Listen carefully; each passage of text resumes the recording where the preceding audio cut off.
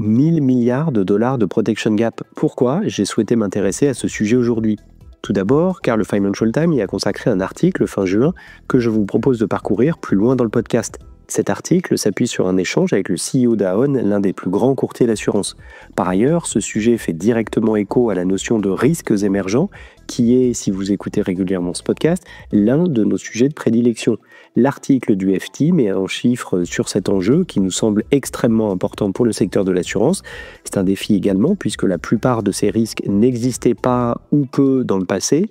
Donc, par construction, les acteurs de l'assurance n'ont pas de données historiques, car il n'y en a pas ou peu, donc pas d'avantage compétitif, contrairement à bon nombre d'autres risques commoditisés. Là est le premier enjeu, la donnée. Vient ensuite le second enjeu, comprendre ces données. C'est là que les algorithmes peuvent aider à donner du sens, l'objectif étant de mesurer et pricer ces risques pour permettre enfin aux porteurs de risques, que ce soit les assureurs ou les réassureurs, d'offrir de la capacité d'assurance sur ces risques justement. Et cela fait d'ailleurs apparaître un nouveau niveau de compétition entre les acteurs historiques eux-mêmes, entre les assureurs et les réassureurs. Ces derniers étant les porteurs de risques ultimes et disposant des équipes data les plus fournies. Ce défi des risques émergents est selon nous à l'origine de ce qui sera la prochaine vague d'innovation dans l'assurance, car c'est autant d'opportunités pour les startups, a priori plus agiles sur les sujets de données et d'algorithmes, d'apporter de la valeur à l'industrie de l'assurance.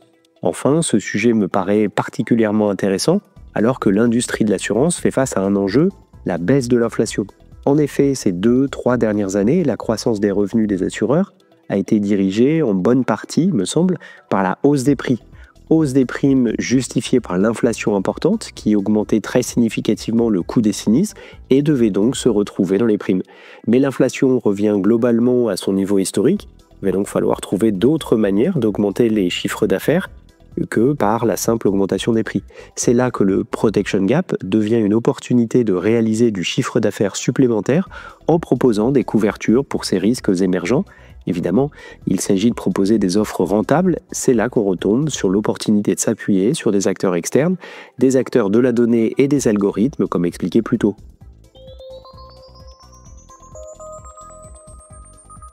Je vous propose maintenant de parcourir l'article du Financial Times paru le 29 juin 2025.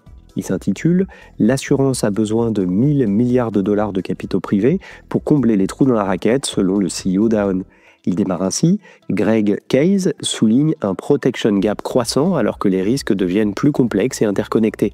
Le secteur de l'assurance doit attirer 1000 milliards de dollars d'investissements provenant de fonds de capital investissement et autres investisseurs institutionnels pour combler les trous dans la raquette des couvertures liées aux catastrophes naturelles et aux cyberattaques par exemple, affirme le directeur général de l'un des plus grands courtiers mondiaux. Si nous n'attirons pas 1 trillion de dollars de capital alternatif au cours de la prochaine décennie, nous aurons échoué, a déclaré Greg Case, PDG d'Aon au Financial Times. Depuis 2000, l'assurance a couvert moins d'un tiers du coût total des catastrophes naturelles, selon Aon. Cela reflète un protection gap, un écart croissant entre les pertes assurées et les coûts réels, dû à la hausse de la valeur des actifs, à l'intensification des tempêtes causées par le changement climatique et à la réduction de l'appétit pour le risque des assureurs traditionnels. Le secteur de l'assurance commence toutefois à attirer des investisseurs comme les fonds souverains et les fonds de pension en quête de diversification. En effet, les pertes liées à des événements tels que les ouragans majeurs ou les cyberattaques sont généralement décorrélées des marchés boursiers. Greg Case prévoit un doublement des investissements dans le secteur au cours des 5 prochaines années.